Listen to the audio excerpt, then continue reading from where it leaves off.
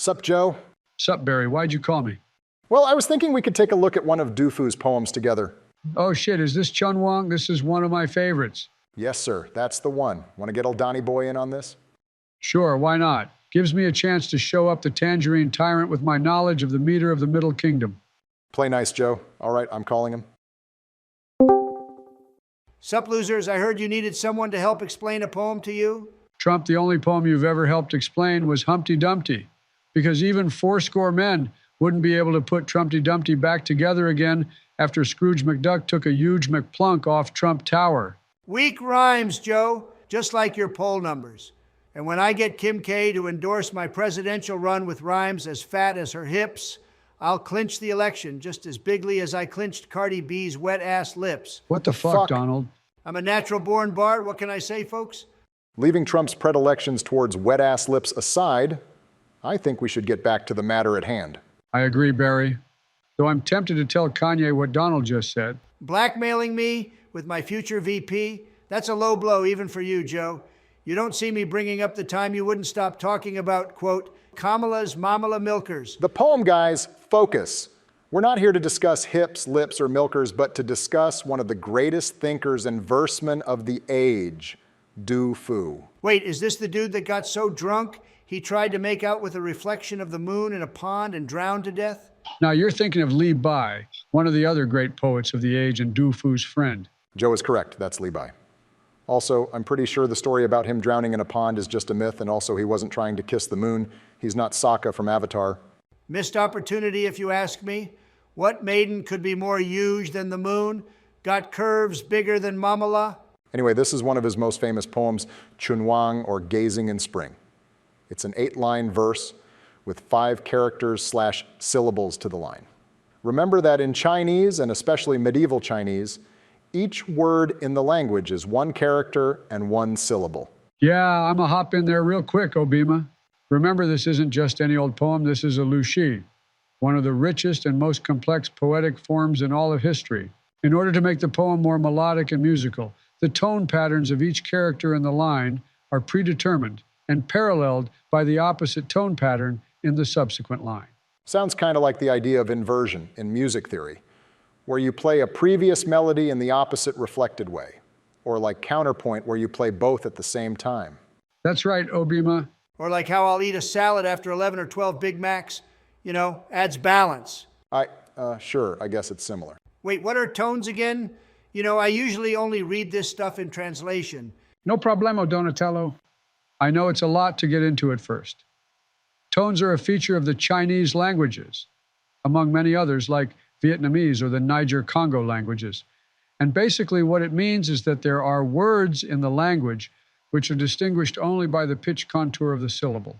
The rich manure of the imbecile? Joe, we're talking about poetry, not your presidency. God damn it, Trump, you dumb fuck. That doesn't even rhyme right. Skill issue, Barry. Anything can rhyme if you try hard enough. So, for example, just like how in English the word produce refers to fruit and vegetables, but produce refers to production or manufacture. You have words like ma, which means mother, or ma, which means horse. It's pretty similar to English, just that in the case of Chinese tones, it happens within the syllable instead of spread out across an entire word. Gonna be honest, Joseph, I didn't really get all that. I think your explanation isn't helped by the fact that your mother looks and sounds identical to a horse. Very funny, Donnie, but I'd rather my family be horses than whores. How many nudes are out there of your wife? Easy, Biden, let's not get personal. Trump, tones are just accents and pitch patterns on individual syllables instead of on entire words or phrases. I'm simplifying a bit, but that's the general idea. Oh, I see. So it's their equivalent to English accents? Just like how we have the iambic pentameter, where you stress every other syllable and unstress every other syllable, they have opposite tone patterns? Yep, that's right, Don. It also gives Chinese that characteristic sing-songy quality to it because the pitch keeps going up and down, kind of like when you're singing. Technically, it's not the tones themselves that are opposite between lines, but larger tone groups. Go slow with him, Joe. It's a lot to take in. That's what you said last night as you went up and down on Michael, Obima. You'd know a lot about tones, with how much your husband moans every night. You and I both know Melania don't want you, bro. Whatever. Shut up about the theory and get to the freaking poem already. We're like 4 minutes into this call, and the only good rhyme so far was milkers. Good point. But, you know, none of us are fluent in the original Middle Chinese. I am. That's And I've been looking at this translation, and I'm going to be honest, I don't really like it. Feels weird to agree with Obama, but TBH, hard agree. It's mid as fuck. Why? What's wrong with it? Well, Sleepy Joe, if you'd wake up and actually read the poem instead of indulging your wet dreams about reconstructed medieval phonology, you'd notice that the rhyme scheme is weak. A, B, A, C, and then D, E, F, E. Why do the rhymes shift from the first lines to the second? It makes no sense. Trump being rhyme-pilled as usual, but I gotta agree. And to be honest, that's not the only issue. Look, let me recite it real quick. A kingdom smashed, its hills and rivers still here. Spring in the city, plants and trees grow deep. Moved by the moment, flowers splash with tears. Alarmed at parting, birds startle the heart. War's beacon fires have gone on 3 months. Letters from home are worth thousands in gold. Fingers run through white hair until it thins. Cap pins will almost no longer hold. The grammar is confused. The images are bizarre. I mean, what the heck even is a cap pin? And who would pay thousands in gold for a letter?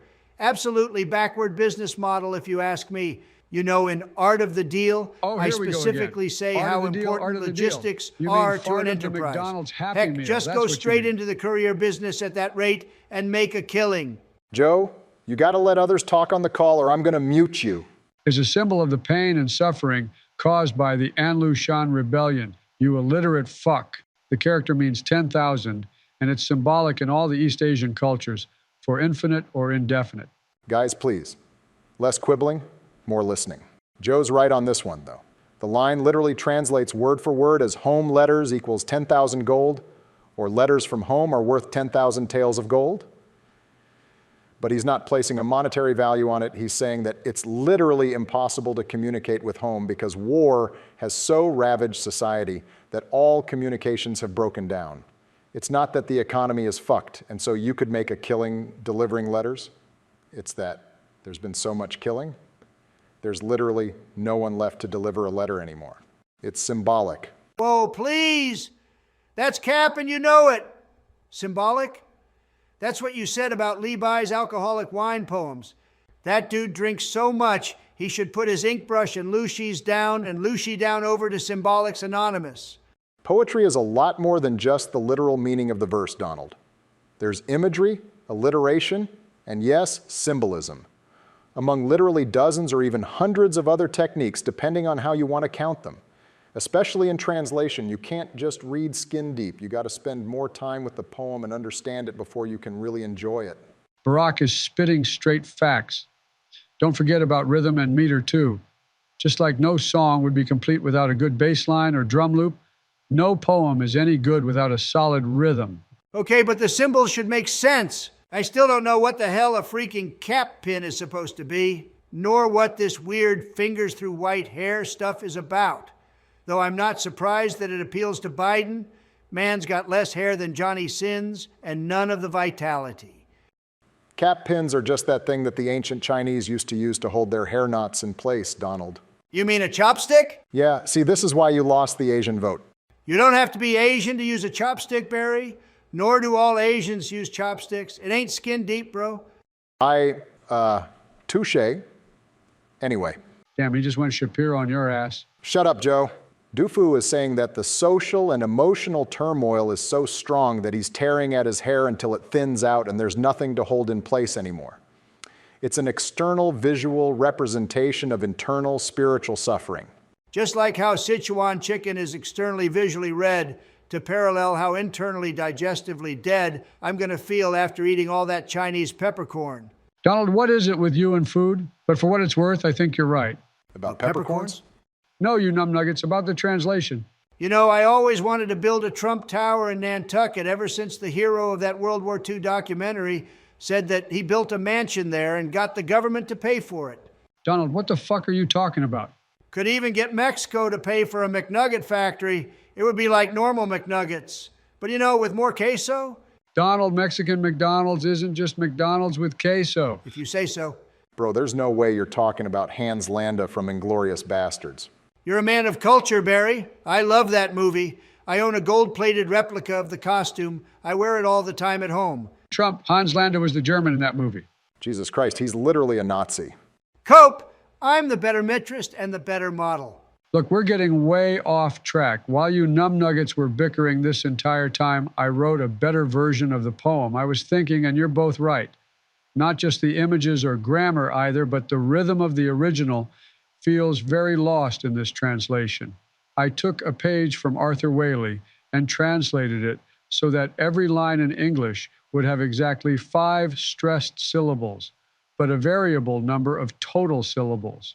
Oh, you wrote an accentual verse? 5 stresses to mimic the 5-character line of the original. First thing you've said all day that made any sense, Joey. I'll recite it now, along with the original translation from Stephen Owen for comparison. Gazing in Spring by Tofu.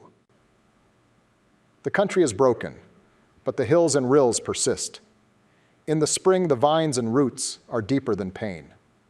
Moved by the moment, the flowers flood the plain. Startled by absence, the doves doth dirge for the mist. For 3 months have the fires of war raged. Letters from home are worth more than gold. I tear my hair until I appear quite aged, and neither heart nor hair still hold. I think this is better. Thanks, Don. I also like it, but let's not be too quick to judge. Let's compare it with the original. Gazing in Spring by Tofu. A kingdom smashed, its hills and rivers still here, spring in the city, plants and trees grow deep. Moved by the moment, flowers splash with tears. Alarmed at parting, birds startle the heart. War's beacon fires have gone on 3 months. Letters from home are worth thousands in gold. Fingers run through white hair until it thins. Cat pins will almost no longer hold. You know, I just realized this, but the Stephen Owen translation rhymes pins and thins to contrast the thinned-out Biden-esque bald cap with the beautiful, flowing Trumpian triumph that must have been the original hairdo. It's an interesting and well-considered contrast between the external visual elements that, in consideration of prior discussion regarding this line, must also mean a contrast between the suffering by the speaker and the fulfillment he would have felt in the past. Very nice, Donald. Thanks, Bima. Thank God he's finally starting to get it. It's been 10 minutes of nothing but malarkey. Take your meds, Joe. No one is as good at analyzing poetry as me. There's a lot here I still don't fully get, though. We've been putting it off long enough. Shall we do a line-by-line speed round? Sure, why not? No interrupting this time, Donnie boy. As long as you manage to stay awake for longer than a couplet, Brandon. The first couplet goes word for word like this. Country broken, mountain river, remain, city spring, grass wood, thick. Why'd you say it like that, though? I said it like that because in the original, there's a big pause after the second word in each line, and that's true for every line in this poem. That's called a caesura, which is Latin for cut, since it cuts the line into 2 contrasting halves. The first half of each line deals with the human world, country broken and city spring, or the city in the spring. The second half of each line deals with the natural world, mountain river remain and grass wood thick. This middle pause is a mandatory feature of the Lushi. Specifically, it divides the 5-character line into 2 unequal halves of 2 and 3. There's also a smaller pause within the trisyllabic unit, the 3. In this case, it's between river and remain, and between tree and thick. Just like in English, that smaller pause, which is not quite a caesura, is there partially for grammar and partially for the pleasant rhythm it produces. Mountain river is a single noun, and it is acted on by the verb remain. Same thing with grass wood and thick, which can also mean deepen. So we have the 2 lines of the couplet, each divided into 2 further halves of their own. The first for humanity, the second for nature. It is the contrast between these that entirely creates the power of the poem. The country is broken, the human world is shattered, and society is shattered along with it. But nature is unperturbed. The mountains and the rivers are eternal and remain.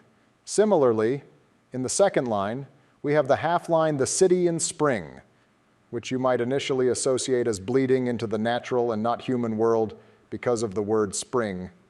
But here all that means is a stand-in for transformation. Just like last year's flowers must die to enrich the soil for this year, just like death is both an end and a beginning, the shattering of one society must occur before a new one can be forged. Hence the connection to country broken in the city in spring. This is in contrast to the grass and trees, which only grow deeper or thicken. This is both a brilliant visual image because it gives you that sense of ruins being overgrown by vegetation, but also because it doubles this idea of nature being resilient and in a strange kind of way, actually unchanging when compared to the world of man. Wait, so this is like city ruins from the video game Nier Automata? Yeah, sure, I guess. Okay, so let's summarize. The first two lines form a couplet set apart from the rest of the poem because they're centered around one core idea that doesn't directly exist anywhere else in the poem, the idea of contrast between the human and natural worlds. This contrast is created entirely through the rhythm and the grammar of each line in the couplet, which goes noun-verb, pause, noun, noun, small pause, verb in both lines. The individual characters on each line even match up individually. The first characters, country and city, are both human locations, though the first is large and appropriate for appreciating the scale of destruction. The second one is smaller and more intimate, foreshadowing the move to more personal suffering that'll come later in the poem. The second characters are broken and spring, which both relate to cycles of death and rebirth. The third and fourth characters, mountain, river, and grasswood, are both natural imagery, and they also change from bigger to smaller. Lastly, the fifth characters remain and thicken or deepen, bring it all home by making it clearer than crystal what makes the two lines distinct. The first line is about the immense and immovable apathy of nature to wanton and widespread human destruction, while the second line is about the personal suffering of smaller groups and individuals, which is only brought into further haunting relief by seeing the living things of nature creep in and destroy what little they have left. Hot damn, Bro, that Donald. was so good. What can I say? I'm a natural-born bard, folks. Everyone knows it. I'm the bardiest bard that ever barded. Never mind that. And he ruined it. Fuck you, Bima. Fuck you, Brandon. Cope. Whatever. Weren't you ranting about tone patterns earlier, Sleepy Joe? I'm not hearing a lot about that now. Sure, Donald, we can briefly get into it. Though being honest, I don't think there's that much we can appreciate in the English. Aside from just the fact that Dufour makes the grammatical parallelism, the caesura contrast, the rhythm, the rhyme, and the depth of emotion all work while also adhering to a strict musical meter. I can't believe what I'm hearing. Bo Jiden's really out here saying that the meter don't matter. Yeah, Biden, what the fuck? You're the one that went apeshit on us for saying modernist poetry wasn't that bad last time. Whoa, guys, I did not say that at all. Obviously, the meter matters, but it's that kind of thing that translates really, really badly, if at all. Look, what I'll say here is that Middle Chinese, much like, say, modern Mandarin, had 4 tones, 4 possible pitch contours. Well, technically, one of them may not have been a tone at all, but rather a short syllable ending on a plosive consonant. That's stuff like K, G, P, or T. Who cares? Doesn't matter in analyzing the verse, bro. Stay focused, Biden. It's Poetry Podcast, not Linguistics Podcast. Right, so there were 4 tones, and for the purposes of poetry, they were put into 2 categories. 3 of them, the rising, departing, and entering tones, were together in a category called oblique. The other one, the level tone, was by itself in the level category. Why? Why what? Why was the level tone by itself and the other 3 together? That seems really arbitrary to me. I'll admit it does seem a little strange. Up until now, every parallelism we've been discussing has been symmetric. Whether caesura or couplets, rhythm or rhyme, nouns or verbs, vertical or horizontal symmetry between characters, Every comparison made has kind of been about balance, like yin and yang. This seems kind of lopsided by comparison. Well, it's possible that the level tone was both the lowest pitched and the longest of all the four tones, and so might have made a natural contrast with the higher pitched and usually shorter three. Though there's some debate about the departing tone, which may have been kind of long. Also, the entering tone is usually reconstructed as starting at the same pitch as the level tone, though where the entering tone ended up could vary, as it wasn't really a tone in the traditional sense. That leaves the fact that the level tone was the only tone which didn't change in pitch, but true to its name, always stayed level. But even here, there are some linguists who have reconstructed the rising tone as being level, just a lot higher in pitch, though that probably varied by dialect and time period. Put simply, we think that the level tone was usually lower pitched, usually more level, and usually much longer than the other three, but there's asterisks attached to each of those statements. We don't really know, but starting around the Tang Dynasty, everyone just agreed the division made sense, and as far as we can tell, not much discussion happened around it. So whatever the difference, it must have been pretty natural to the speakers of the language at the time. Sounds like you have no freaking idea then. It's Chinese from 1,300 years ago, Don. There's going to be some holes. So you mean he was only 50 back then? I'd say he should know, but we both know Sleepy Joe can't remember what he had for lunch, let alone anything this complicated. Hey, at least I remembered to return the nuclear codes once I stopped being president. Biden, you doddering relic, you're still the president. Shut up, Barry. You're not my vice president anymore. I hired Mamala, and I gotta say, the ice cream's tasted way better ever since. Shut up, Creepy Joe. Get back to the meter. Anyway, there were only a few set meters that a writer of Lushi could use. I've put up the theoretical meter of the poem on the left. That's the template that Du Fu would have been using as a framework. On the right is the scansion, or actual tonal pattern of the poem. Notice that there are only 3 places in which he breaks from this pattern, all first characters of their respective lines, line 3, 5, and 7. Those are characters for emotion or movement, in the sense of something like his heart was moved, the character for war beacon, like those ones in Lord of the Rings, and the character for the color white. Bro, what? I've been sitting here listening to Sleepy Joe mumble and gaff his way through explaining freaking ancient commie language, all for you to tell me Du Fu messed up? And not once, not twice, but 3 times? Bro, this is some madcap. Fuck you! It's the same number of divorces you've had, Donnie boy. More cap from the bald cap, ladies and gentlemen. I've only been divorced twice. Once to Ivana, and the other time to, wait, what was her name again? Marla, the mother of your daughter, Tiffany? Who's Tiffany? Obama, he can't be for real. He's trolling. Unlike you, Biden, I don't troll people. We have enough of that with your troll face and horse mother. That's what they said I was doing in 2016. And then I was elected emperor of mankind in the greatest election in human history. I just remember Ivana because her name sounds like Ivanka. You know, the hot one.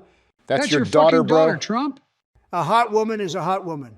Besides, Du Fu didn't mess up. There is meaning in the variation of the meter. Here we go. Meter isn't about being metronomic. You're not supposed to stay exactly within its confines throughout the entire poem. Just like melodies change and evolve over the course of a song, but always come back to the original tune. The rhythms and meters of any given poem will, at certain specific points, go against the theoretically, quote-unquote, correct metrical default. Yeah, because the only thing that's metronomic here is your voice, Sleepy Joe. Did you defund the pharmacists along with the police, or did you just forget to get a refill for your dementia pills? You have one barb, Trump, and it's not even funny. That's because I don't want to bring up the pedophilic POTUS on the Poetry Podcast, Joe. I have decency. I don't want to hear this from the dude who wants to do his daughter. At least I wait until they have milkers, Joe, not lure them in with ice cream and stickers or sniff them on national TV. You're a sniffer, Joe. The drone strike button is right next to the ice cream button, Donnie. I'll call a carrier group on you bigger than Lord Byron called into the Greek War of Independence. Just try it, Brandon. You and I both know all the carrier groups are off heat seeking you a date in Gaza.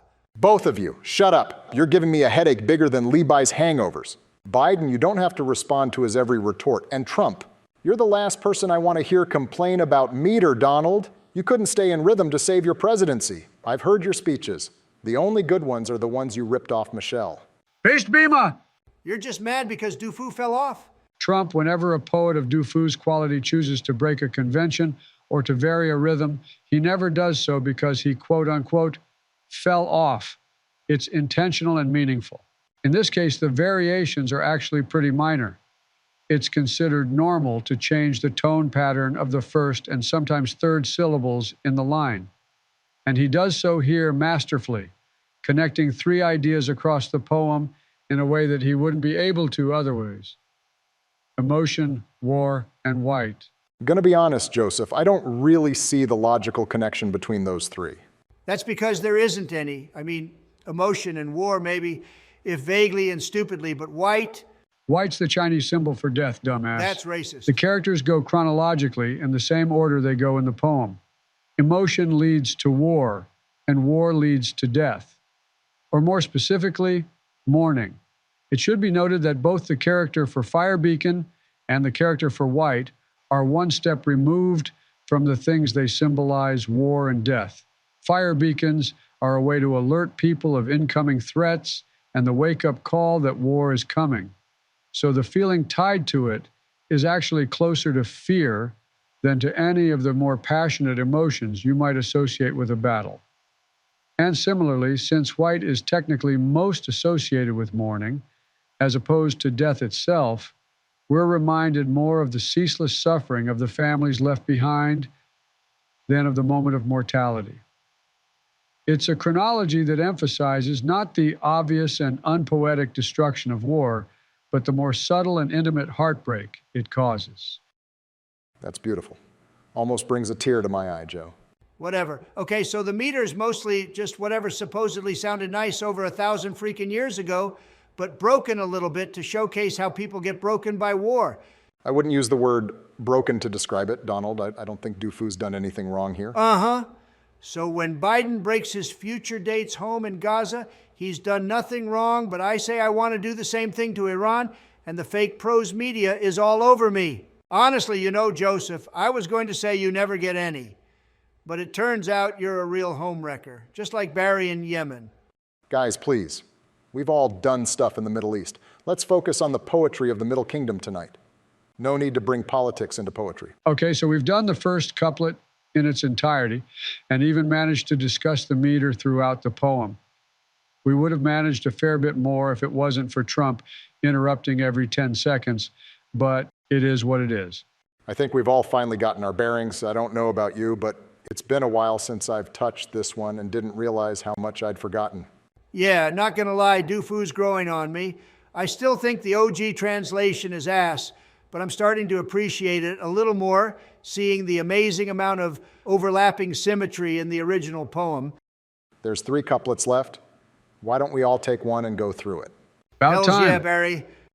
All right, I'll start. In Chinese poetry, there's often a kind of thematic progression, split into 4 stages, which here happen to line up nicely with the 4 couplets. The Qi, or beginning, the Cheng, or complication/elaboration, the Zhuan, or turn. You might sometimes hear this called a volta in English because we took a similar concept for sonnets from the Italian, and the He, or ending. This second couplet represents the Cheng of the poem, and its primary job is to elaborate on the images and ideas of the initial Qi without completely moving on to a different topic. Specifically, if the first couplet was dominated by division between the human world and the natural world, the second couplet is marked by a consideration of internal feeling or of introspective emotion in the first half of each line, contrasted with its resonance and visual complement. The couplet goes word for word as follows: feel time, flowers, overflow tears, hate separation, birds, startle heart. Just like before, each line is divided into 2 halves. Here, the first half isn't about the human world or even human emotion per se, but merely about internal feeling. Du Fu has intentionally obfuscated his grammar to make it unclear who or what exactly is doing the feeling or hating. It could be the speaker, it could be the people of the country, or it could be the flowers and birds themselves. Whichever way, the introspective internal emotion is responded to in the second half of the line with an appropriate image. The passage of time is responded to with a flower overflowing with tears, either dew of their own making or those of the people. Don't forget about the flower country, Barack. I was getting there. In Chinese and Japanese, the character for flower is often considered a synonym for China itself, and indeed, it's even a part of the official name of the country. This was as true in Du Fu's time as it is today. So the line could be read as a symbolism for the people flooding the entire country with tears. Also, just as in the West, flowers are associated with femininity, and there's even an old folk myth about every woman being represented by a unique flower in the afterlife. So it's possible that Du Fu may also have been going for the mothers and daughters of war crying for the fathers and sons of war motif. Moving on to the second line, we have the introspective hate separation, or hating separation, which is mirrored in the natural world by birds startle heart. This is yet another example of grammatical ambiguity. It's not totally clear who or what is doing the hating or whose heart is startled. Is it the speaker or people of the country who, hating their separation from their loved ones, are broken out of their introspection by the cries of a bird, or are the birds themselves the ones who are separated from each other and whose wailful cries stir the emotion in men? The very casuality of the scene seems to dissolve into the grammar, and we're left somewhat unsure of who is crying, who is hating, who is parted, and indeed, who is feeling. And, as an ironclad rule of all poetry in all languages and in all times, say it with me, boys. Anytime a line can mean two things, it does mean two things. Always. Thanks, guys. Now, I'm going to parrot Biden here, but whenever a verseman of the caliber of Du Fu does anything this noticeable in a poem, it's almost always intentional. Remember, the purpose of the second couplet is to complicate the ideas and imagery set forth in the first couplet. Or, put another way, to resolve the question or situation presented in the first. That situation was the division between man and nature, the ever-changing and destructive tendencies of man, and the unchanging, cruelly apathetic tendencies of nature. The entire point of this second couplet, by contrast, is to dissolve the barrier between man and nature. We have flowers directly symbolizing women. We have the image of the pain of separation in man coexisting in superposition with the image of pain of separation in birds. The division has been broken, and man and beast and herb are now united in their suffering. In fact, there's even one more possible way to read this couplet. If you break with convention and place the caesura, remember that's the pause that divides the line into contrasting halves, from after the second character to the third. If you do that, then we no longer have feeling time, flowers flood tears, but rather feeling seasonal flowers flood tears. In other words, we get something that means, upon seeing the season flowers, I flood with tears. And similarly, we'd get, hating the lonely bird, my heart is shaken by its cry. And despite it breaking with the rule of caesura after the second syllable, I actually think this is the correct way to read it if you had to choose only one correct way. There's a famous 4-character proverb in Chinese that goes, bird sing, flower scent. And it's literally a one-to-one equivalent of the English, the birds are singing, the flowers are blooming, that we use to represent spring. Hence, I'm tempted to believe the choice of bird and flower instead of something else here. It makes the case for bird far more compelling, and it connects to spring from the previous couplet. However, unlike the prior couplet, where the explicit character for spring was arguably just a symbol of transformation, here, the implied symbol of spring is actually the real thing. The birds and flowers represent a happy, magnificent spring day, which is in such grotesque juxtaposition to the destruction and horror going on that it can't help but make a grown man cry in outrage. You forgot about the grammatical parallelism, Barry. Even despite the uncertainty of who's doing what, Du Fu has managed to make every character in the line be the same part of speech again. This one goes verb, small pause, noun, noun, caesura, verb, noun in both lines. Or so it would if we believe your caesura placement anyway. Guys, can we just take a moment to appreciate what my boy Du Fu has done here? The huge number of double and triple meanings, the bigly mixing of images through grammatical ambiguity, all while still exactly meeting the requirements for grammatical parallelism. That's some God-tier versification right there. Not gonna lie, I totally forgot about that. You're right, it is pretty cool. It's the trademark of a great poet to be able to do it all at once while compromising on nothing. Not gonna lie, Chunwang might be better than Shakespeare. Beijing Bema siding with China over a flesh and blood American poet? You Democrats make my reelection easier every minute, Barry. Shakespeare was English, dumbass. Tell it to the Queen, Joe. Anyway, in summary, if there's one thing to take away from the second couplet, it's that it resolves the contrast between the human world and natural world presented in the first. Put simply, the first couplet asks a question. What is man to do when he sees the destruction he's wrought and the absolute apathy that nature responds with? The second couplet answers, commune with nature, become one with the birds and blooms, and suffer with them as them. The caesura, grammar, and imagery dissolve, and, along with it, so too does the division between man and the natural world. Not bad, Bema. Finally. All right, I got this one, Donatello, so wait your turn.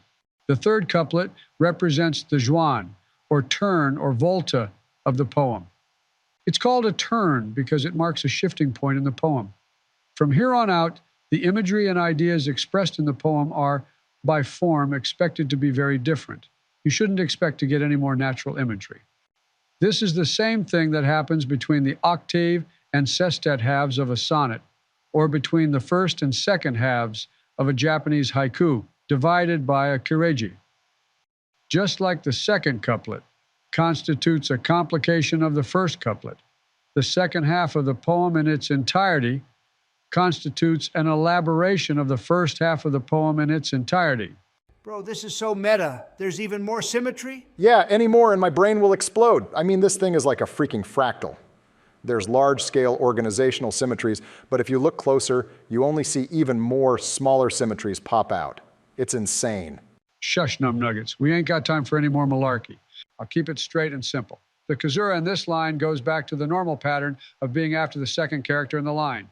Here, the division is between methods of communication and between amounts. Sounds kind of prosaic and domestic compared to the man-nature contrast of the previous lines, but I get it. It's a turn.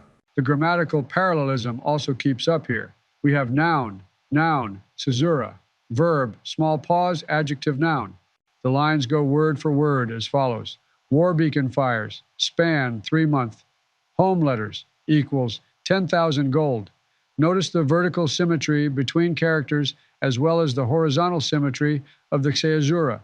War beacon is, by design, supposed to warn you of unspecified but dangerous threats far off in the distance.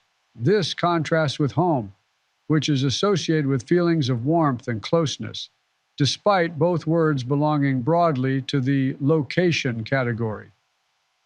Fires and letters are also a nice parallel because both are, in this context, the actual means of communication. But compared directly, we immediately realize letters are made of paper and so can burn, which brings us back to the raging tumult and chaos going on in the country. The third characters are both equivalences. Spans here means connecting or perhaps continuing in time. It's a nebulous term that parallels the uncertainty in the country and in the grammar. The line could mean the fires of war have raged for 3 months, or given how Chinese grammar works, could just as well mean war continues in the 3rd month, which would be March. That matches up with spring and directly connects the idea of war to the cycle of rebirth yet again. Equals is simply the literal equivalence and is appropriate for the mocking monetary comparison made in its line. The subsequent character, 10,000, does mean the number, but it's also a symbol of infinite or indefinite, and thus means that letters from home are worth an infinite amount in gold, which is only possible if communications have broken down and it's become literally impossible to send letters, which was the case. The very prosaic equals, like the equal sign on a cash register, thus serves to mock the very comparison it's making.